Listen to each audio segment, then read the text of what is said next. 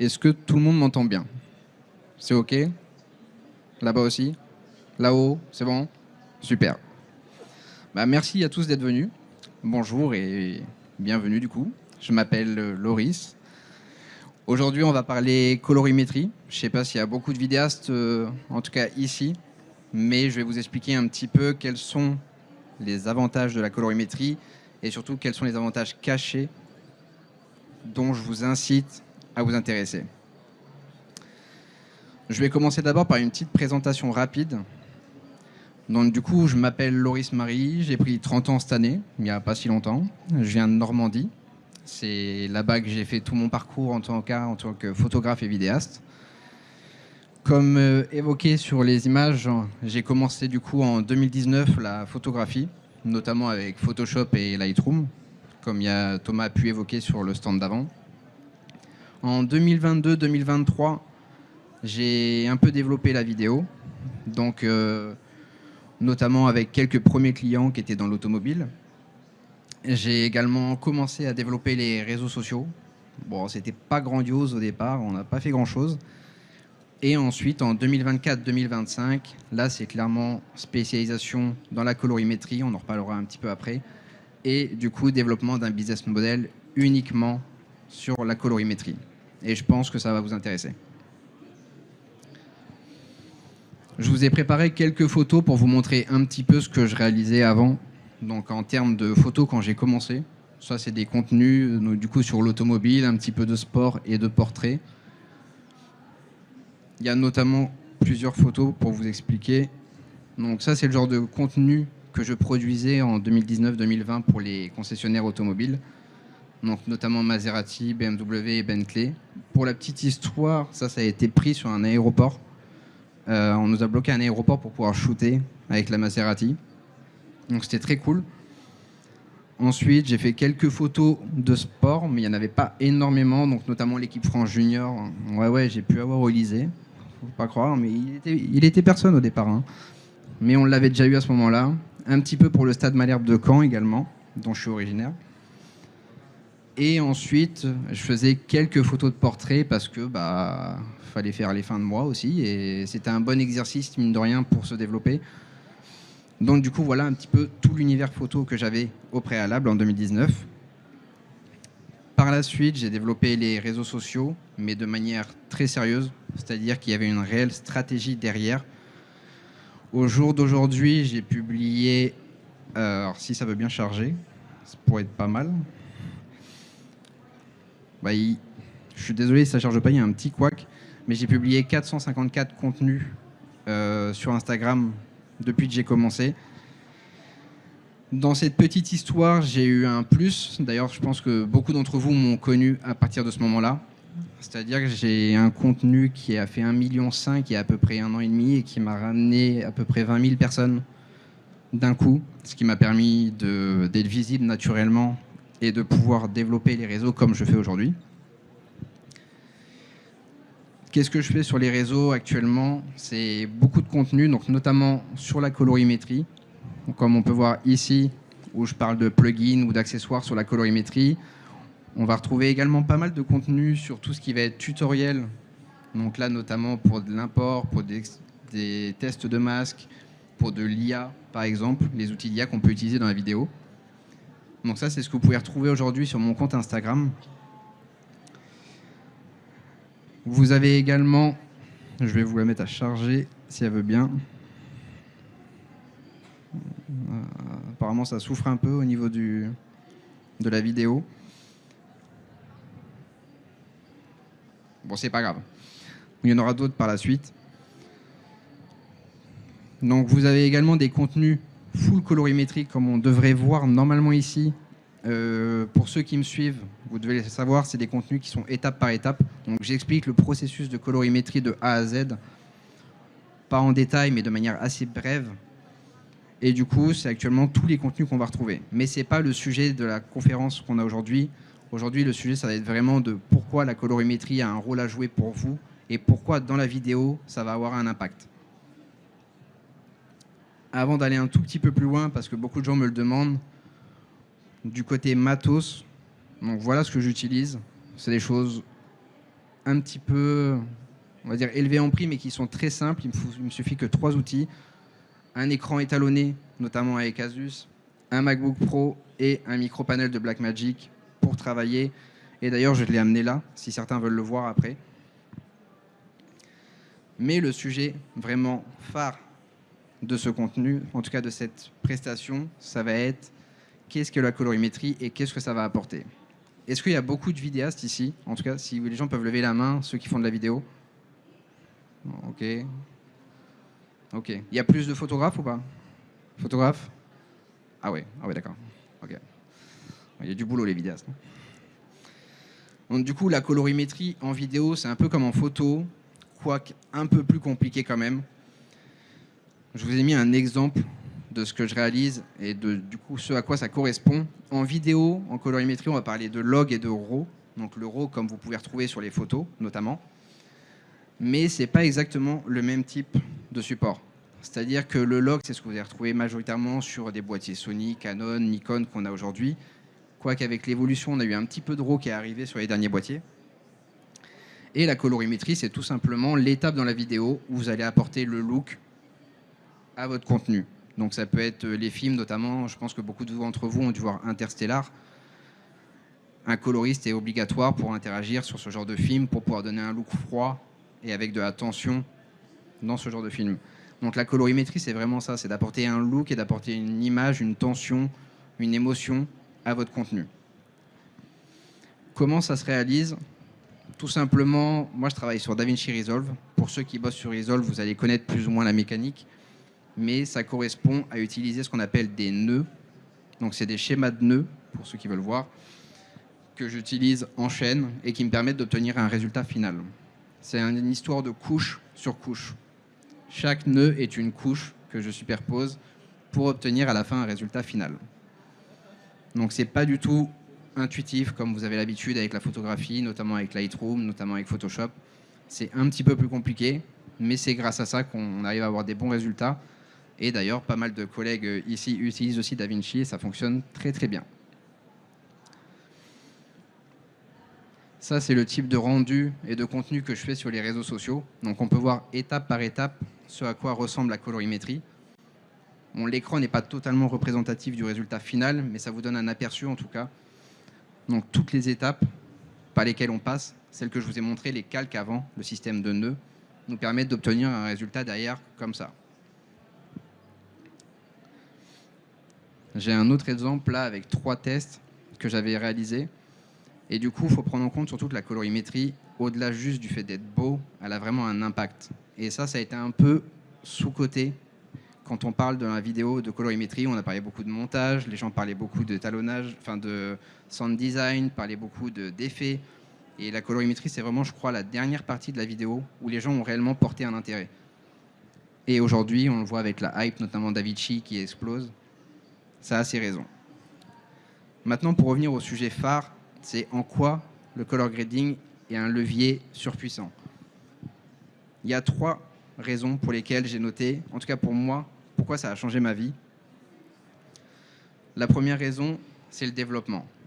Le développement, ça va prendre en compte le développement de vos compétences. Ça va prendre en compte le développement de la qualité de vos contenus. Donc quand vous avez des services pour vos clients, etc., ça va permettre de proposer des services de beaucoup plus qualité, d'une meilleure qualité, de pouvoir vendre mieux. Hop, je vous montre un exemple, bon, si ça veut bien charger aussi, parce qu'apparemment il y a quelques petits bugs. Mais c'est un exemple de colorimétrie qui ne veut pas charger. Je suis navré, désolé. Hop. On va revenir à la page d'avant. Donc du coup, oui, je parlais de développement. Donc en quoi la colorimétrie elle a un impact? Le développement, il va vous permettre d'être vraiment meilleur dans votre domaine. Il va vous permettre d'être un petit peu plus reconnu. Il va vous permettre d'être un petit peu plus compétent, de gagner plus, de facturer plus à vos clients. Ensuite, en deuxième point, on a la notoriété. La colorimétrie, comme toute catégorie de la vidéo, peut être une niche. Et en fait, il y a beaucoup de gens qui se sont fait connaître grâce au VFX. Il y a beaucoup de gens qui se sont fait connaître grâce au montage. La colorimétrie, comme toute niche, permet de dégager de la notoriété. Et celle-ci découle, comme on le voit, du développement. Donc on développe ses compétences dedans Ensuite, on développe sa notoriété. Moi, ça m'a permis quoi la notoriété? Ça m'a tout simplement permis de gagner un petit peu plus d'audience sur les réseaux sociaux, de pouvoir montrer que j'existe, de pouvoir montrer mes compétences en tout cas. Ça a permis derrière de pouvoir attraper des missions de coloriste avec des sociétés. Ça m'a permis de pouvoir rencontrer de super personnes, d'échanger avec des nouveaux contacts. La notoriété, elle a beaucoup d'avantages, notamment aujourd'hui avec le monde des réseaux sociaux. Il y a un réel impact et ça m'a permis aussi par conséquent de pouvoir travailler avec plein de marques, en tout cas sur l'année et demie, les 2 dernières années qui sont passées, dont je pense que j'aurais à mon avis rêvé il y a 4-5 ans quand j'ai commencé la photo, quand j'ai commencé la vidéo. Par conséquent, derrière, qui dit développement, notoriété, va arriver aussi le troisième facteur qui est la finance. Parce qu'il ne faut pas se mentir, avoir des compétences, c'est bien, mais savoir avoir les fruits, en tout cas récupérer les fruits de ses compétences, c'est mieux.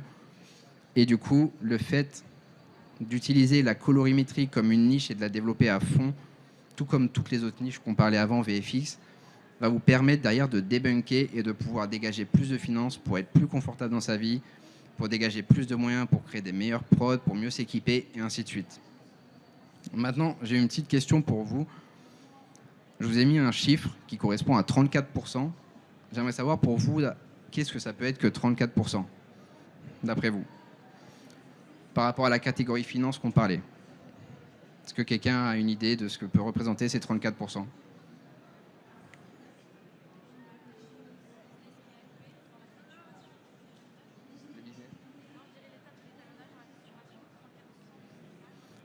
Elle nous a dit l'étape d'étalonnage dans la facturation. Donc ça représenterait 34% de plus d'étalonné dans la facturation. Ça a un peu de sens, mais c'est pas totalement ça. Quelqu'un d'autre a une idée ou pas? Non. 34%, ça représente le chiffre d'affaires supplémentaire que j'ai gagné grâce uniquement à l'étalonnage et au fait d'avoir développé mes compétences dedans. Je vais vous expliquer pourquoi ces 34% y sont intervenus. Ça a touché notamment les devis, comme disait la demoiselle juste à côté, mais ça a touché absolument tout mon quotidien. En premier lieu, j'ai développé la colorimétrie, j'ai développé des produits. Certains peut-être les utilisent ici ou certains peut-être ont déjà vu passer. Ces produits-là permettent d'aider les gens à s'améliorer sur la colorimétrie, en tout cas une bonne partie, et permettent aux gens en fait à développer leurs compétences et à gagner du temps, surtout que vous allez facturer derrière à vos clients.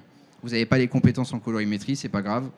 Vous avez des produits qui vous permettent de les utiliser, vous les appliquez, vous les ajustez et vous pouvez envoyer aux clients. Ça, c'est la première source de revenus.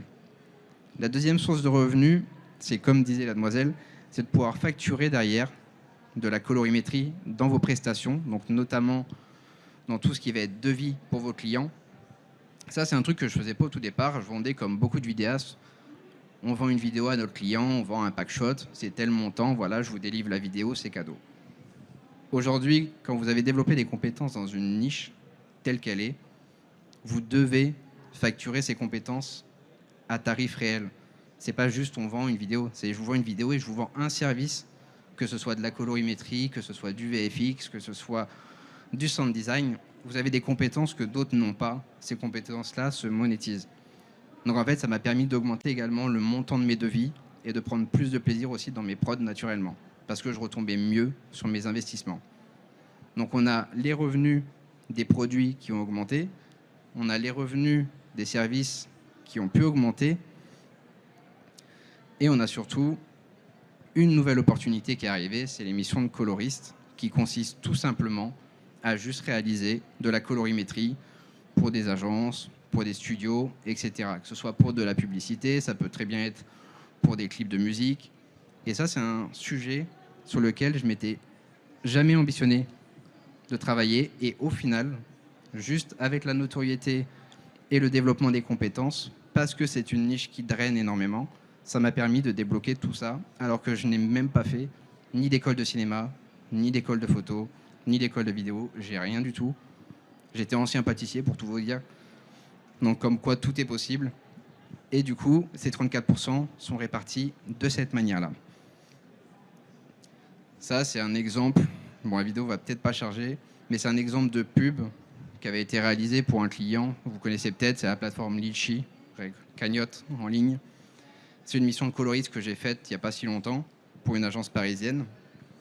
Et du coup, encore une fois, c'est quelque chose que j'aurais jamais pu faire si j'avais pas développé, en tout cas, mes compétences dans le domaine, et surtout si cette niche n'existait pas. Aujourd'hui, on va pas se mentir, beaucoup des niches sont saturées. Il y a l'IA qui arrive, qui est extrêmement dangereuse pour la suite. Il est, pour moi, crucial, si vous voulez vous en sortir, de se spécialiser et de se nicher quelque part. Vous ne pouvez pas juste être un créateur touche à tout. La concurrence, elle est trop élevée. Si vous voulez vraiment vous en sortir correctement, il va falloir être un créateur qui va pouvoir soit être spécialisé dans le montage, soit être spécialisé dans le sound design, soit être très bon en photo, je ne sais pas, mais les photos de mariage. Vous devez vous nicher quelque part si aujourd'hui vous voulez vraiment vous en sortir de manière correcte et surtout prendre du plaisir dans votre vie. C'est qu'un conseil. Et du coup, par conséquent, qu'est-ce que ça nous offre? Ça nous permet, comme on disait, on a vu au départ, le développement des compétences. Donc comment s'améliorer, etc. Développement au niveau du rendu, développement au niveau de la qualité des images. Là, tout ça, ça nous ramène à la notoriété qui nous permet, elle, par conséquent, plus de finances. Et tout ça, en fait, c'était déjà, on va dire, un peu calculé dans la tête. Et ça nous permet, derrière la suite, d'être plus de bien-être et plus de sécurité. Maintenant, là où je veux en venir, c'est surtout que aujourd'hui, il y a beaucoup trop de personnes qui sont hybrides. On nous a appris à l'école à être touche à tout. On nous a appris à savoir tout faire, fallait tout toucher, fallait être mathématique, fallait être français, etc. On arrive sur le monde du marché du travail, c'est bien plus rude qu'on l'imagine. On se prend un mur, la concurrence elle est immense. Aujourd'hui, les réseaux sociaux, ils offrent une visibilité qui est monstrueuse et j'en suis la preuve, ça va très vite.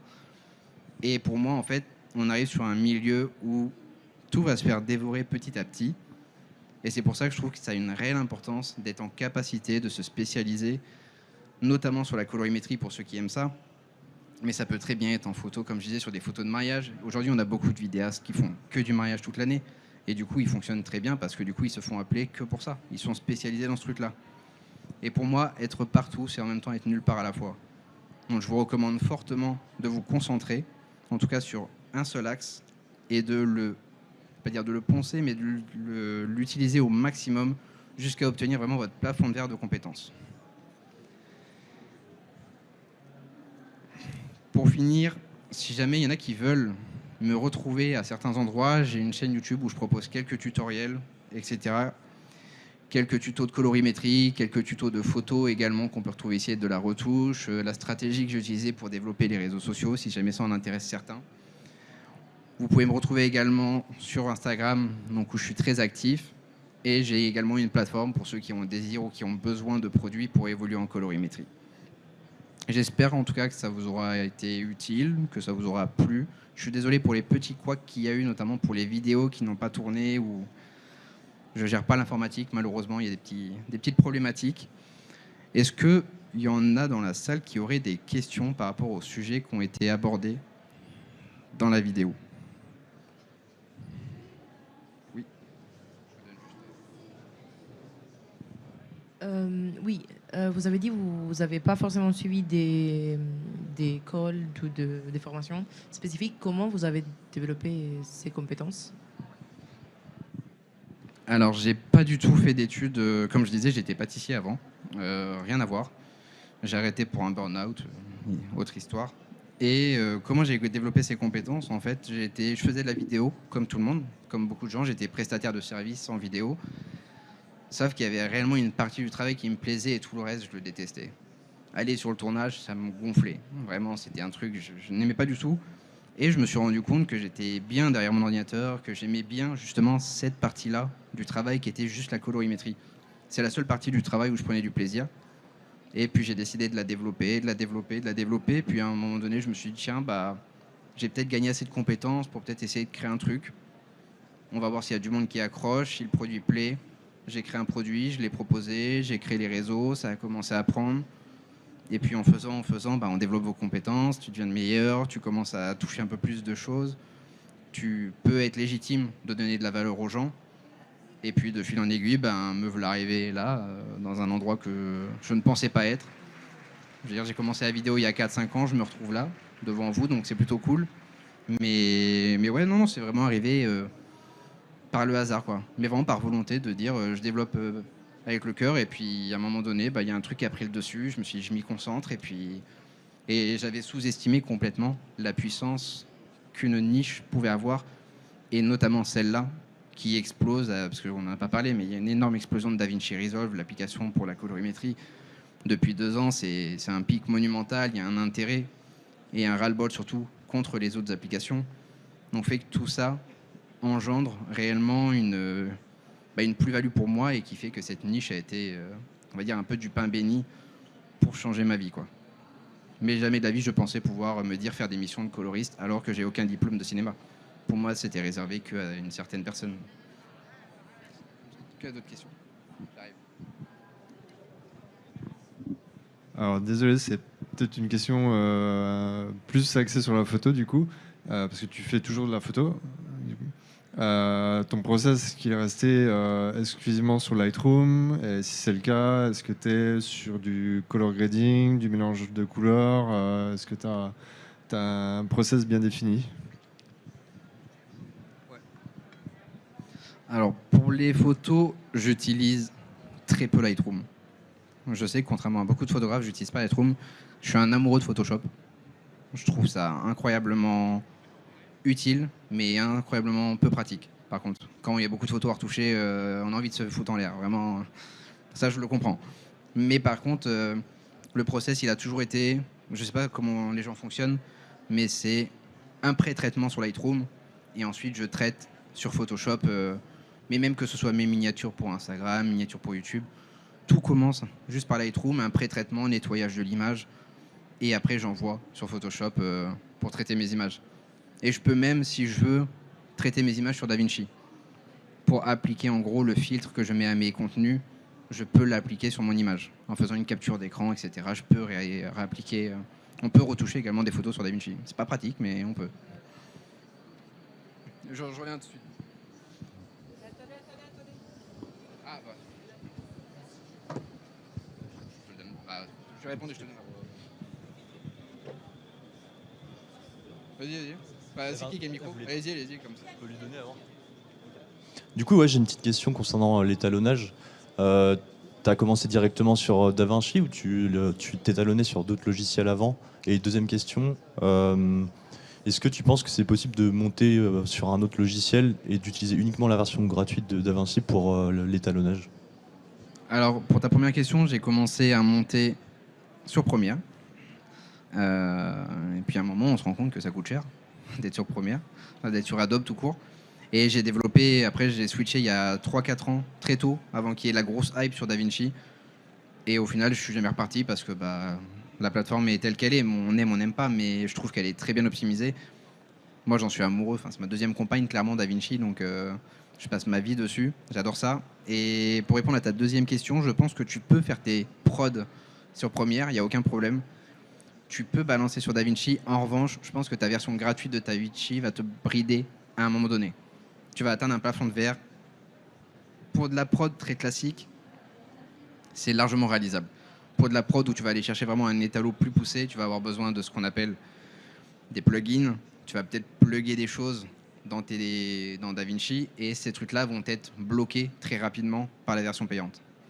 Mais par contre, au ratio, DaVinci, c'est un paiement one-shot à vie. Tu payes pas tous les mois par abonnement, quoi.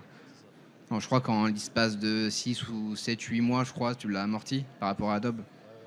Enfin, par rapport à tout le pack Adobe, même, je crois.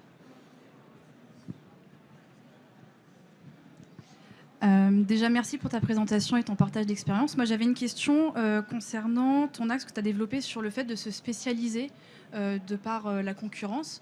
Comment tu justifies auprès de tes clients que tu fais que ça? Lui pourrait prendre quelqu'un, tu vois, qui fait du montage et qui fait du mixage, qui fait de la colo en même temps. C'est quoi les arguments que tu vas donner? C'est que ça va être encore mieux fait parce que tu es spécialisé là-dedans, ou voilà? C'est ma question. C'est une hyper bonne question. J'ai plus de clients. Voilà, tout simplement. Aujourd'hui, en fait, il a suffi de passer le modèle en hybride. Au départ, je faisais des clients classiques, tout le contenu, donc tournage, montage, prod, étalo. J'ai eu quelques missions d'étalo seul. Puis après, j'ai gardé que l'étalo seul. Donc là, du coup, on est plus considéré comme on va dire, coloriste, même si légalement, professionnellement, je ne suis pas attitré coloriste, mais on est considéré comme coloriste. J'ai eu des développements de produits. Et en fait, aujourd'hui, je ne vis même que des développements de produits. Je peux ne pas prendre de mission, il n'y a pas de problème. Ça a été petit à petit, tu vois, en hybride. On a mixé petit à petit de manière à éliminer en fait, la prestation de service. Parce que tout simplement, il y a un truc qu'il faut se rendre compte. Moi, c'est ce que je me suis rendu compte. Quand on est prestataire de service ou freelance, on vend son temps. Il y a un moment, il y a une limite, le temps. Il y a un plafond de verre. Quand vous avez vendu toutes les heures disponibles que vous avez, c'est soit votre taux journalier augmente, ce qui est compliqué parce que des fois la région, je ne vais pas vendre les prix de Paris à Caen. Donc là on est bloqué et je me suis rendu compte qu'en fait vendre de la valeur n'avait pas de plafond. Le revenu passif il n'a pas de plafond et ça te permet d'être plus à l'aise si tu arrives à les vendre, ça te permet de développer une réelle stratégie, de développer une entreprise, d'embaucher du monde. Enfin, ça nourrit aussi tout un écosystème. Et pour moi, c'est pour ça que c'est important de savoir allier les deux. Prestation de service, si vous aimez ça, mélanger avec peut-être des choses qui sont en passif à côté, quoi.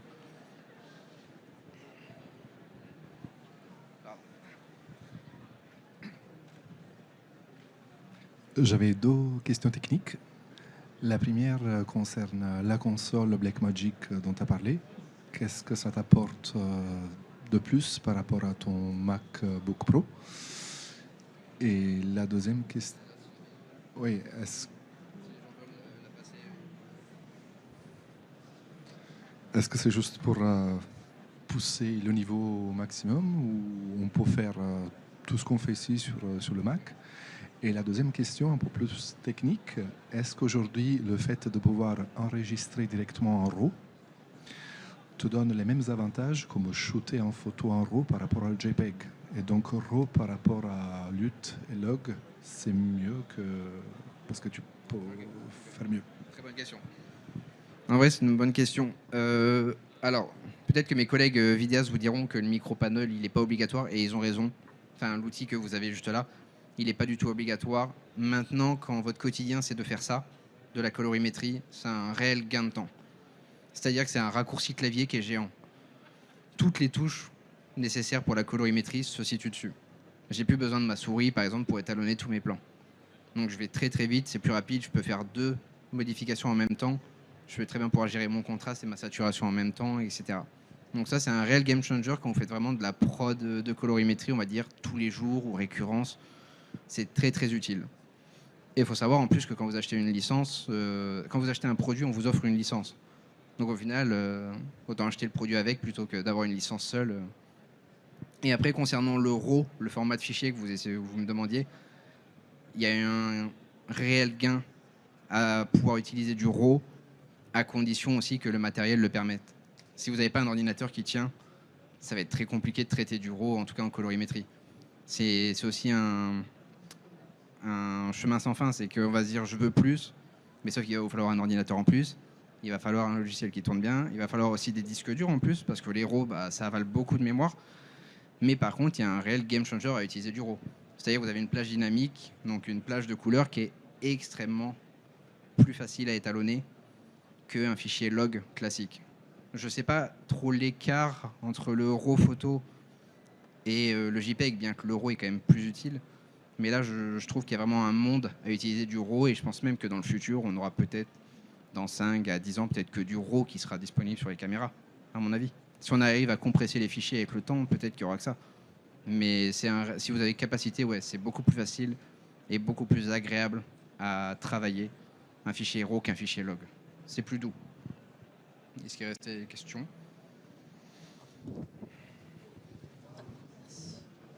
C'est bon, merci. J'avais une question par rapport au fait de faire de la photo ou de la vidéo dans un domaine précis. Parce que personnellement, ça fait 1 an que je fais beaucoup de photos et de vidéos de concerts. Et comme je commence, est-ce que vous conseillez aussi de rester dans ce même domaine et se spécialiser ou pas? Parce que je sais qu'on me dit souvent justement que parfois on se ferme des portes à vouloir trop se nicher. Mais d'un autre côté, ça montre aussi notre spécialisation. Donc je me demandais ce que vous en pensiez. Ok. En vrai, c'est une bonne question. Je pense pas avoir la réponse à tout, honnêtement, parce que chacun a développé son business de sa manière. Si jamais tu es dans le cadre où tu débutes, moi je te recommanderais de toucher à tout quand même, parce que toucher à tout te permet d'apprendre des techniques que tu n'aurais pas apprises. Enfin, par exemple, le portrait, c'est incroyablement utile pour toutes les techniques de captation photo. Le traitement de peau, le traitement de la qualité, la mise au point du focus.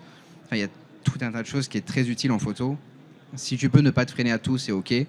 Mais le jour où tu estimes que tu as assez de compétences pour aller vraiment te nicher dans le truc que tu aimes, je pense que là, tu peux y aller à 200%. C'est surtout que tu seras reconnu peut-être un jour pour ce truc-là. Et si tu aimes les concerts, tu seras peut-être juste spécialisé en concert. Et dans ce cas-là, tu seras peut-être la référence que tous les... Enfin, je sais pas, que toutes les personnes auront besoin lorsqu'il s'agira d'un concert ou les célébrités, etc. Mais je pense que acquiert d'abord toutes les compétences que tu estimes nécessaires pour le truc et ensuite peaufine à fond dans... et pousse le truc à fond dans le reste, quoi. Merci.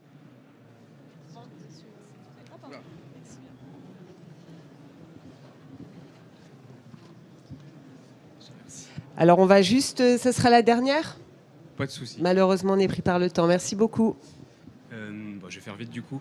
Tu nous encourageais du coup à vendre la colorimétrie comme prestation supplémentaire, mais si par exemple ton client veut pas payer pour cette prestation supplémentaire, qu'est-ce que tu vas livrer? Juste une vidéo en Rec 709, convertie en Rec 709, ou tu vas t'arrêter dans ta colorimétrie du coup? Parce que ça peut être un peu frustrant. Oh, pardon. Je comprends totalement ta question et tu as raison parce que tu y es confronté à un moment donné. Le client va te dire je veux pas de cette prestation-là. Alors, hors de question que tu lui livres en Rec 709 parce que même pour ton image à toi, pas fou. Enfin, si tu veux te spécialiser sur la colorimétrie et que tu renvoies à ton client une image sortie de caméra, ça n'a pas trop de sens. Par contre, ce que tu lui dis ou ce que tu lui avances, c'est le fait qu'il va pas avoir accès à une colorimétrie poussée. C'est-à-dire que quand tu fais une colorimétrie poussée, tu peux aussi proposer à ton client 3 ou 4 captures de looks différents sur lesquels il va pouvoir se décider. Et toi, ça t'indique pour avancer d'ailleurs par la suite. Mais du coup, ça, il n'a pas accès à ces avantages. Il faut plutôt lui vendre comme quelque chose de « j'ai un avantage de compétence que je peux t'offrir, fait que tu le prends ou tu le prends pas ».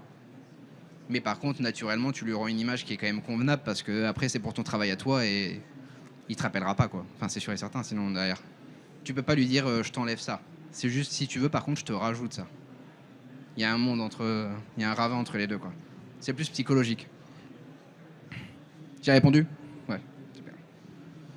Là, du coup, merci à tous en tout cas d'être venus. C'était très sympa. Puis si vous voulez, on peut se poser des questions ou réponses un peu plus haut. Je vais juste dégager l'espace pour les personnes qui suivent derrière.